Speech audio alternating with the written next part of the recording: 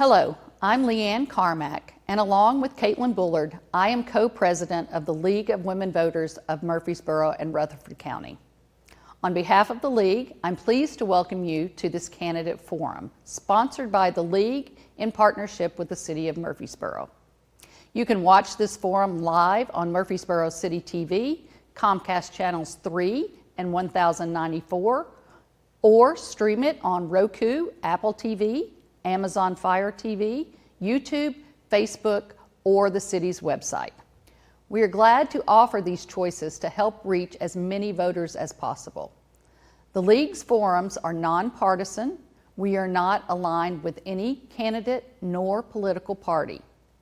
The League believes that televised and streamed candidate forums provide an excellent opportunity for voters to become more familiar with the candidates and their positions. And if you agree with us, please express your opinion about the value of these forums to the individuals seeking your vote. In the upcoming August 6th election, citizens of Murfreesboro will be voting to elect 3 city council members and a city mayor. Local government plays a direct role in our daily lives by shaping public safety, schools, parks, and utilities. In Murfreesboro, the mayor and city council work together to pass ordinances, manage the budget, and guide community growth. Because these decisions have a direct impact on our infrastructure and our quality of life, being informed and participating in local elections is a powerful way to shape our city's future. Early voting starts July 17th and runs through August 1st. If you are interested in obtaining an absentee ballot for the August 6th election, please go to the Rutherford County Election Commission website to learn more about that process. We thank you for your attention as you hear these candidates introduce themselves and answer questions about pertinent issues facing our city. We hope you will find this forum useful in deciding which candidates you choose to support. Your vote gives you an opportunity to influence how government is conducted in Murfreesboro. Your vote matters. Thank you for joining us.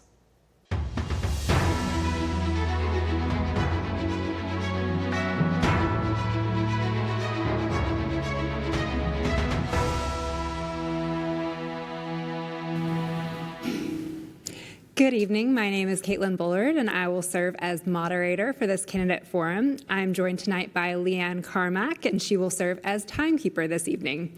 This forum is co-sponsored by the League of Women Voters of Murfreesboro and Rutherford County and the City of Murfreesboro. The League believes that candidate forums provide an excellent way for voters to become more familiar with candidates and their positions. It's my pleasure to welcome our candidates, Shane McFarland and Nathan Bennett, as well as our viewers at home for this program. This evening, we will hear from the candidates for Murfreesboro Mayor. Before we begin, let me outline tonight's format. Each candidate will be asked to make an opening statement in a 2-minute period. When all candidates have completed the opening statement, several additional questions will be asked. Each candidate will have 1 minute to respond to each question from our question bank. Then we will move to 3 pre-selected public questions with 1 minute per candidate. The final question will also serve as each candidate's closing remarks with an extra minute for closure. I want to thank both of our candidates for graciously accepting our invitation to participate. We will now move into our candidate introductions with Nathan Bennett speaking first. Mr. Bennett, you may make your opening statement and you'll have 2 minutes. Thank you. Good evening. My name is Nathan Bennett. I am running for mayor. I ran 4 years ago. It's my second time running. I am still a teacher, which makes this kind of unusual attempt to do. Most times you don't have a person who's in education running for city mayor, but the setup for Murfreesboro is that the mayor is not really a.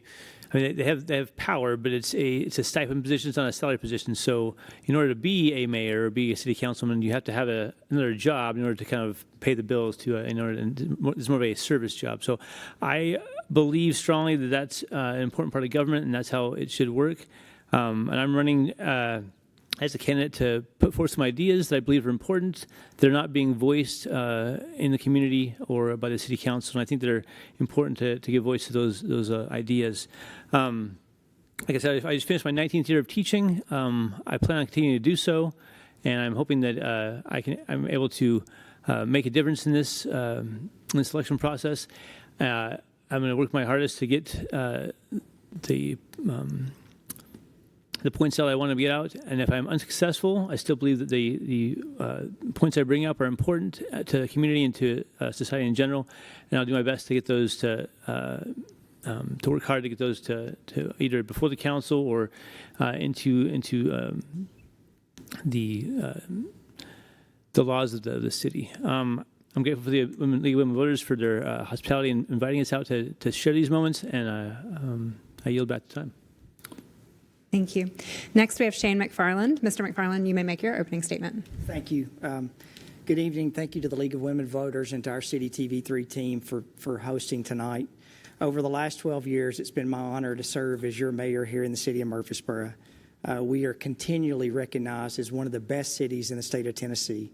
The question has never been whether we would grow. The question is how we would grow. Have we done that responsibly? Have we been fiscally prudent on how we spend taxpayer dollars, and have we been able to preserve the quality of life that makes Murfreesboro a special place? I'm proud of what we've accomplished together, and I think the answer to all those questions are yes. Since 2014, we've invested nearly $1 billion, that's with a B, billion dollars in local, federal, and state funds on transportation projects, improving roads, intersections, bridges, and infrastructure to address traffic and prepare for future growth. We've strengthened public safety, expanded parks and greenways, attracted new jobs and private investment, and continued building a city that families and business are proud to call home. We've also done that by remaining fiscally responsible. Murfreesboro has only had one property tax increase in over 30 years. I'm proud of all those things, but what I'm most proud of are not just projects of building and budgets. I'm proud that Murfreesboro remains a city where people want to raise their families, build their careers, retire, and invest in their future. My wife Ashley and I have 3 boys, and we're raising them here in Murfreesboro, and I'm selfishly want Murfreesboro to be a place that they can remain when they get out of school. Tonight, I ask your vote because I think leadership matters, I think experience matters, and results matter. A city's success isn't measured by its roads or its projects. It's measured by the opportunities it creates for its people and the people it serves, the future it leaves for the next generation. That's the Murfreesboro we've built together, and that's the Murfreesboro I'm committed to leading into the future. Thank you. Thank you. We will now move into our first section of questions. You'll have 1 minute to answer each question. Our first question is, residents often express concerns about traffic congestion and infrastructure keeping pace with growth. How should the city prioritize resolving issues of traffic congestion, and what is your top priority for the transportation needs of the city? And we'll begin with Mr. McFarland. Yeah, I think when we talk about infrastructure, I would put our water, sewer, parks and recreation, healthcare, all of those things that we have in our city, I would compare us to anyone. A lot of the times when we talk about infrastructure, we're talking about traffic. The city has spent or is planning to spend almost $1 billion over the last 10 or 12 years. The things I think that we have to focus on, the majority of our roads in our city that people complain about are state roads. And so I think a focus that I'll have over the next 4 years is continually advocating for Murfreesboro on why and how that we need funds to be able to widen, to be able to improve for pedestrian access, all of those roads. And I think that's something that as a legislature, and we have a great one here that represents Murfreesboro, we have to be able to advocate on why that we need to look at alternate funding sources for those roads. Murfreesboro, where it used to be an 80-20, a 90-10 split, we're now at a 50-50 split with the state on what we're committing to be able to work on those infrastructure projects. Thank you. And I'm happy to repeat back any question. Mr. Bennett, would you like your question repeated? Yeah. Okay. Residents often express concerns about traffic congestion and infrastructure keeping pace with growth. How should the city prioritize resolving issues of traffic congestion, and what is your top priority for the transportation needs of the city? So let's focus on roads specifically. There are 3 things I think we need to do short term. The Stones Battle Parkway is a good idea, but it's going to take way too long to build to get all the results from it. So short term, we need to increase freeway access on the west side to the freeway I-24 at Blackman Road, Florence Road. We need to widen the continue to widen the Medical Center Parkway, continue to widen the Highway 96, 04 Parkway, and to continue to widen and possibly widen the what's called Northwest Broad Street, Highway 41. Those three are priorities, and I would work with local and state funds to get those things done as soon as possible. Long term, we need to think about how to build a Sunset Parkway, but not in the order the council wants to do it. It needs to happen on the east side and the west side as fast as possible, and the middle comes when it comes. Most importantly, we need to think about how the developers who are developing the land need to be contributing to the roads they are burdening with their traffic flow, and we need to work with them in order to get that thing done and not just rely upon county and city fees to do those things. Thank you. Thank you. Our second question is, economic development can bring new jobs and tax revenue, but it can also create additional demands on infrastructure and services. If elected, how would you evaluate whether proposed economic development is truly in the best interest of the city? And we'll begin with you, Mr. Bennett. So economic development has been mostly prioritized and mostly evaluated on how effective it is to push the economy. The economy is not just money, though. The economy is also the humans that are behind the humans that are building the humans, the education, and all of the things that go into that, as well as the social connections we have with one another. So when you're evaluating economic growth, you have to evaluate the efforts and the revenue that comes from the money that comes from it, the benefit that comes to the people that are contributing to it, and the benefit that it brings to our individual community, the trust we have amongst each other. All these things come together, and it's not just, I think far too often in the past, we've been evaluating the monetary investment, the revenue that comes from the developments that are happening, and we need to go beyond that. And as we do those things, the city will grow in ways that go beyond just the, is this housing building being properly evaluated and being built, or is these structures being built? We'll have a better community overall. Thank you. Thank you. Mr. McFarland. I think economic development is multifaceted, and I use this as an example. When I first was elected 12 years ago, I could not get Whole Foods, Trader Joe's, any of those organizations to even take a phone call from the city of Murfreesboro. They would tell us that our median household income was not enough, and so I think that's what a leader does. You look at it and you're challenge accepted, and you go through, and we were able to recruit Sprouts, but just here recently we opened up Trader Joe's because they saw that the household income that we've worked on, we were able to work on people getting jobs and paying more for their jobs. Costco, for example, we recruited Costco to come in. That brings in $3.2 million per year in sales tax to the city of Murfreesboro. And so where that all equates, I think all those things are important, but we cannot forget on economic development our small businesses that built this city. And that's one of the things that we've been committed to make sure that not just your corporate companies are coming to Murfreesboro, but that our businesses that are located here, that were built here, that were founded here, that employ people here are taken care of as well. And that's something I think that we'll continue to work on, that we'll continue to commit to make sure that people have jobs and people have the right places that they can go to be able to get the services they need. Thank you. Murfreesboro continues to be one of the fastest growing cities in Tennessee. What consequence of the growth concerns you the most? And if elected mayor, what action would you take to address it? Mr. McFarland. Yeah, I think growth is something, as I said earlier, it's not something that I think post-COVID, no one anticipated the amount of people that would be moving here from the East Coast and the West Coast.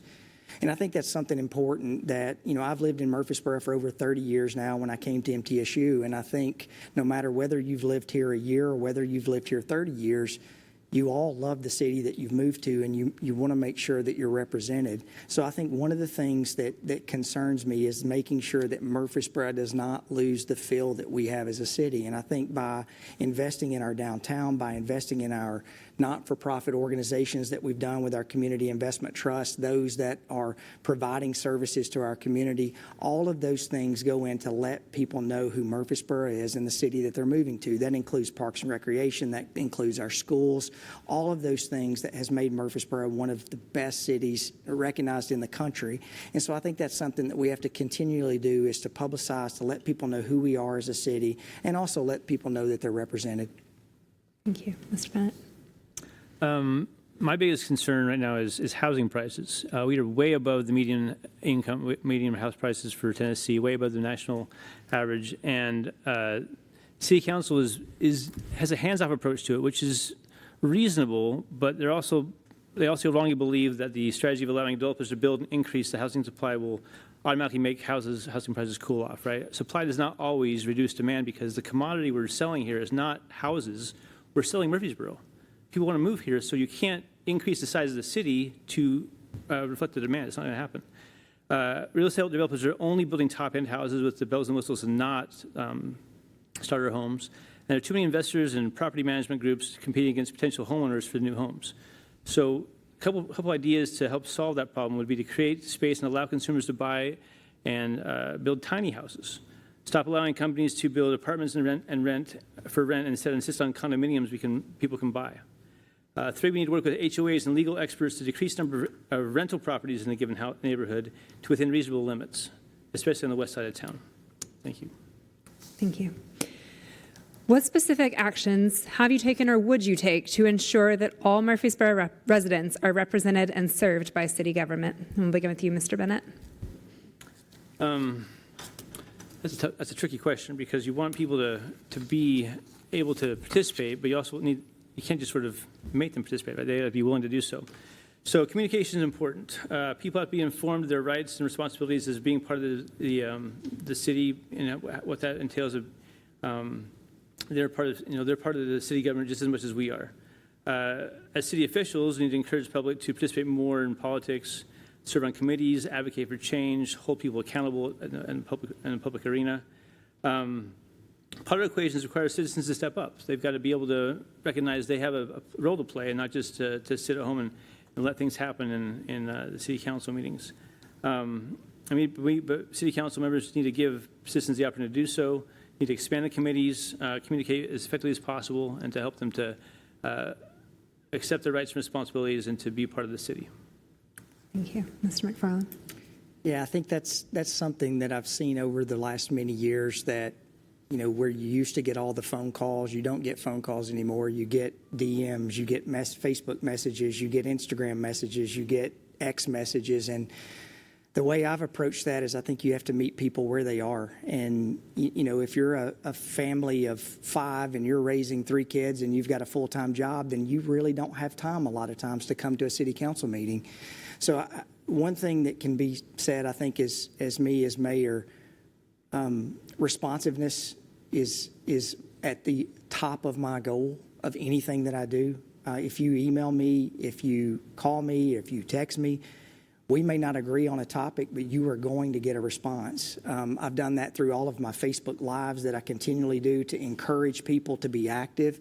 And so I think that's one of the things that you have to be able to do as an elected official is to understand this is my role, this is my job, this is what I'm supposed to be doing. And so I think it's to be able to foster that attitude to let people know that you're approachable, you're transparent, and that you want to be able to represent them. And I think as you do that, people see that and people want to be part of the city. Thank you. What do you anticipate the most difficult decision that the next mayor of Murfreesboro will face is, and how would you make that decision? Mr. McFarland. I read this question and I sort of chuckled because, since I've been mayor, I think over the last 12 years, I'm much better than I was when I first started. But under that 12 years, I look back and I didn't know that we would be fighting a major company over a landfill that is mismanaged. I didn't know that we would be going through protests. I didn't know that we would have a pandemic that was not on my mayor bingo card.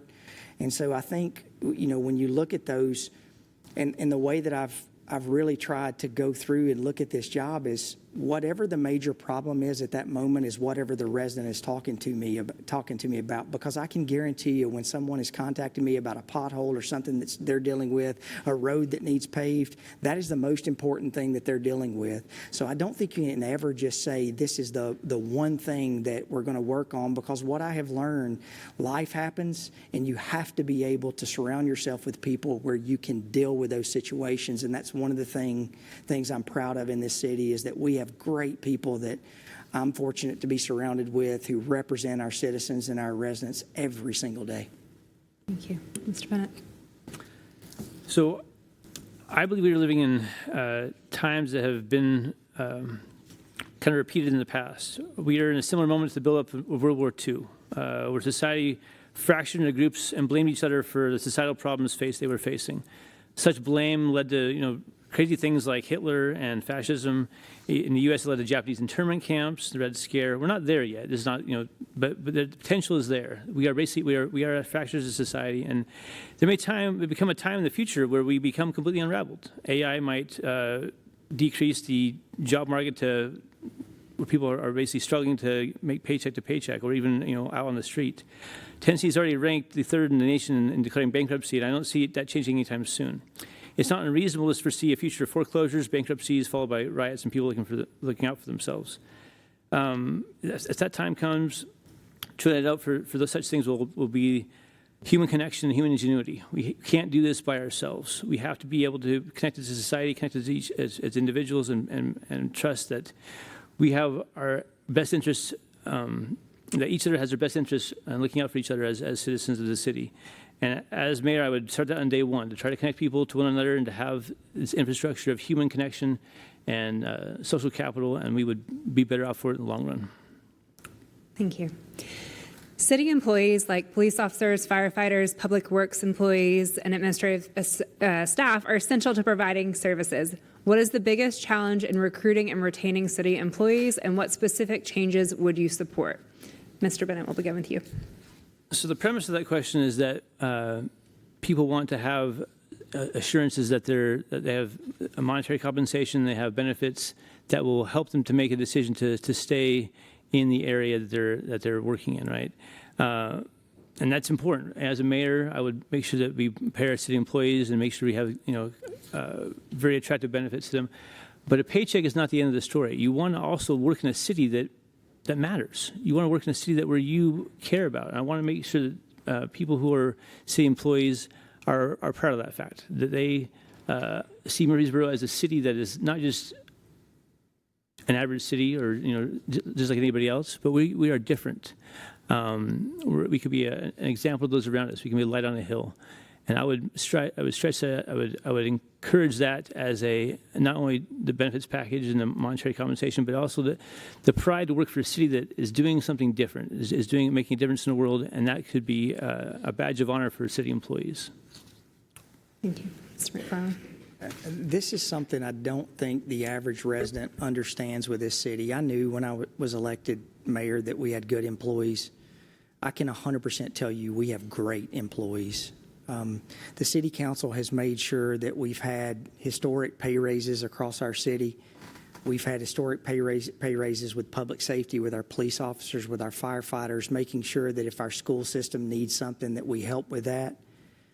But I don't think it's just about pay. It's letting our employees know that we value them. It's letting the people in the street department know when they're out on January the 4th in a snowstorm that you're there with them to be able to help them, to be able to support them, to be able to publicize the job that they're doing, to let residents know how hard that they're working and how they're representing. It's the 66,000 trash cans that we pick up every single week, and the men and women who are behind doing that. I think that's one of the reasons, if you go through and you research and you look, our city has the lowest turnover rate that we've had in a long time. We're less than 4% on our turnover rate with people who are leaving the city. I think that's something when you ask the average employee about what's going on, what's happening in their city, they will tell you Murfreesboro is not average. Murfreesboro is a great city to work. It takes care of them and it takes care of their families. And as long as I'm mayor, that's something that we'll continue to do. Thank you. What role do you feel the city should play in expanding transportation options beyond roads, such as public transit, sidewalks, greenways, and bicycle infrastructure? I think you can look at our track record on what we've done. We just opened up our transit facility on Highway 99 and Bridge Avenue. We spent almost $20 million to be able to provide better pedestrian access, to be able to provide and expand our public transportation inside of our city.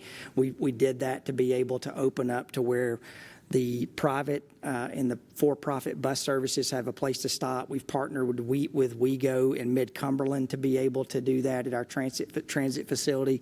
So I think those are things that we've done as a city to be able to expand our public transportation, but not just transportation. You look at the developments and the things that we're doing as a city.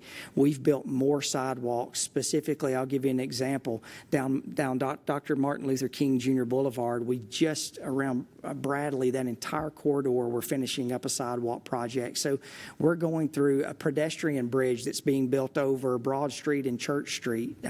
We're going through and we're putting our money where our mouth is, and we're saying this is what we expect for pedestrian access for transportation, public transportation, and roads being built in our city, and that's exactly what we're following through with. Thank you. Mr. Bennett. In many ways, government is not the best arbiter of making sure that public transportation works. Oftentimes, it's private companies that kind of can jump in and do a really good job of that. Mid-Cumberland is a good example of that. But providing pedestrian access also should, as much as possible, the government should step in and do that. But more and more developers who are developing the land around here need to take responsibility, need to not just pay fees, impact fees for what they're doing, but also to provide land and do their own share of making sure the land has sidewalks, making sure it has greenways, making sure it has parks, right? The city has a terrible job of doing parks in the city. And we need to rely more upon the developers to take responsibility for what, not just developing the land, not just making money, but also to provide things that we as citizens need, greenways, sidewalks, parks, things that, amenities that would benefit the city and not just, use the land for making houses and move on to the next job. Thank you. We will now move into the portion of community-submitted questions. These were submitted to the League of Women Voters and pre-screened. You will still have 1 minute to answer each of these questions. Our first community question is, Middle Tennessee State University is one of Murfreesboro's greatest assets, yet many residents feel the city and the university could be more closely connected. With a new MTSU president beginning in January, what specific opportunities would you pursue to strengthen the partnership between the city and the university, and how would residents benefit from that relationship? We'll start with you, Mr. Bennett. Yeah, it's a great asset to have a university in the same vicinity as the city. And in many places I've been, college towns or where universities are close, there's been a much bigger benefit from the university than I see here. And so, working closely with the university to make sure that there's the right majors are in place for the city, and the high schools know about those majors, and there's a connection there. There's already a pretty good connection with the schools, but that tighter connection there of how to go from school to MTSU.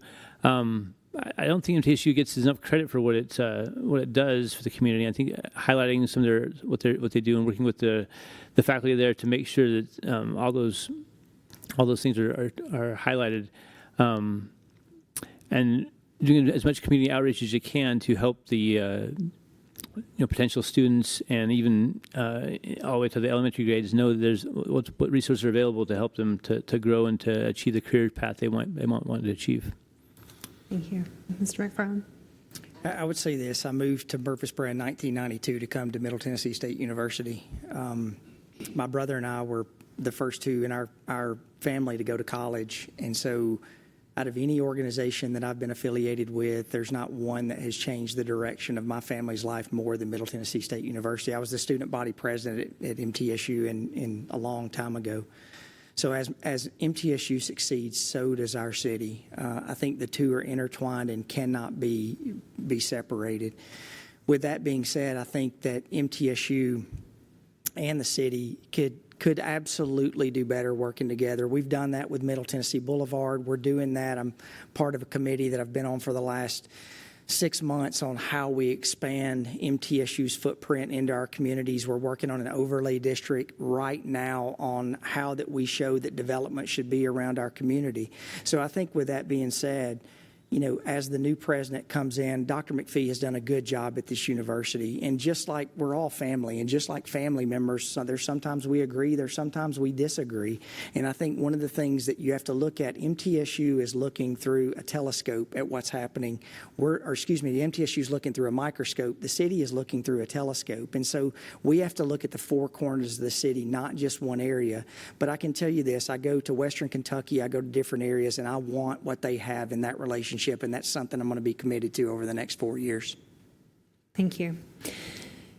Our next community question, if you saw the forum night before last, you may have an advantage here. It got bumped to the correct section tonight. What standards would you use to evaluate AI data center proposals if you were faced with those? And where do you see opportunities for Murfreesboro to responsibly use AI in local government?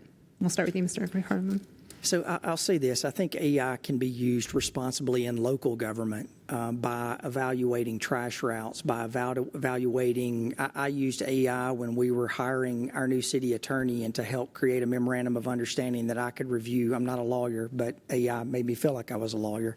There are a lot of those things that we can use. I would say this. I don't think a data center has any part or place in this city where you're using already precious resources in our water and our electricity. So I think that's one of the things. And when these started happening, we looked at our zoning ordinances that we already have in place, and we have protections around our residents. As a matter of fact, we just turned down a project on Manchester Highway because it did not fit within what the community standards were going to be. So I think that's something that we look at on each individual project, but ultimately being able to say what's best for the resident. And everything that you read, look at what's happening in Nashville right now. A data center is not prudent for the everyday life of our resident. Thank you. Mr. Bennett? Yeah, data centers are a very interesting conundrum to deal with because they're growing up in Nashville all over the place, and they have the potential benefits to help society and to help us forward with AI and to do things that we to speed production along, but only if the people who are building them are willing to put forth the infrastructure to make it work. You can have the company if the only way I would agree to a data center would be is if the company enhanced the grid and made it so they would be able to put back more than they were taking out of the grid electronically, and with the water as well. So if they're contributing over and above what they're taking out, I would be willing to listen to what they had to say, with the understanding that they would be helping the community grow in that way and not to be taking precious resources from us, but contributing in a way that would help us to grow even more. Thank you. Before we move into the next question, this is our final question of the evening, so please include your closing remarks, and you'll each have 2 minutes to answer this question alongside your closing remarks. Given the rapid development and growth of the city and the subsequent challenges that have come with it, do you believe the citizens of Murfreesboro who have been here for decades are happier now than they were 15 or more years ago? If so, why? And if not, how do you plan to rectify that? We'll begin with you, Mr. Bennett. I don't know. I've been here for 8 years, so I can't really speak to people who have been here for longer than that. I know I love it here. It's an amazing city to be in, and I'm grateful for the people who are here, who created this city in the first place, that we have this awesome place to be. We have easy access to the city, easy access to the country, and it's perfect in between. It's a great city to live in. The growth is going too fast, that's for sure, and I think people who are been here for a while are probably frustrated at that, and they probably need it to slow down a little bit. And I agree with them that the development is happening way too fast, and developers are taking advantage of the situation. We have the leverage. We have an amazing city to live in, and we should be helping them or encouraging them to give more back to us in their developments, right? And that's part of what my biggest concern here is that we're not doing enough to take advantage of our position. That developers need to do more to help the city out. Go back to my original position. I am a teacher by trade. This is not my area of expertise. Mayor McFarland has done a really good job in the past 12 years of being a mayor. I think there's some things that are in his blind spots, that things he doesn't see as clear as he could, and I want to bring those issues to the forefront and encourage voters if they agree with me to vote in that same direction. Whatever happens with this election, I still believe in the things I'm pushing, and I believe that if it takes another 2 years on city council or 4 years, going to do this whole mayor race again, I'll be there. I think these issues are important. I think we as a society need to come together and build more bridges of understanding and trust amongst people who don't agree with each other, and that the future has some pretty scary things, and the only way forward is not to rely upon the economy or upon development, but upon each other. And that's where my true trust and my true belief system is, that we have to do this together, and the city of Murfreesboro can be a great, amazing place because of that. Thank you. You'll also have 2 minutes to answer the questions and include your closing remarks. You know, I listened to this on Tuesday night. I guess it was on Monday night, and I was thinking about this question.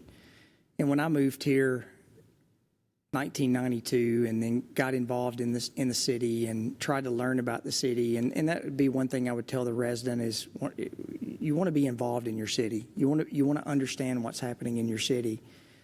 But the thing that always got me is that I'm not from here, and so I've been here 30 plus years, and I love the city. And so that's one of the things I would say, that just because you've been here longer than 15 years, or if you've been here 15 months, there are people who love this city. And so I don't ever want to be able to say, if you live here longer than 15 years, are you happy? What I want to ask is, if you've been here 15 months, if you've been here 5 months, what are things that we need to work on in the city?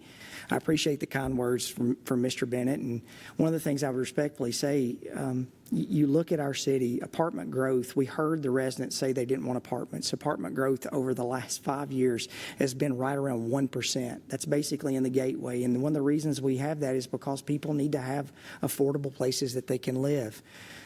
Respectfully, I've heard a lot of things in Murfreesboro that we need to improve. Parks and Recreation has not been one of them. Murfreesboro is a park inside a city. We've got a 150-acre park being built on Veterans Parkway. We continually invest in our greenway system. Murfreesboro is a park city.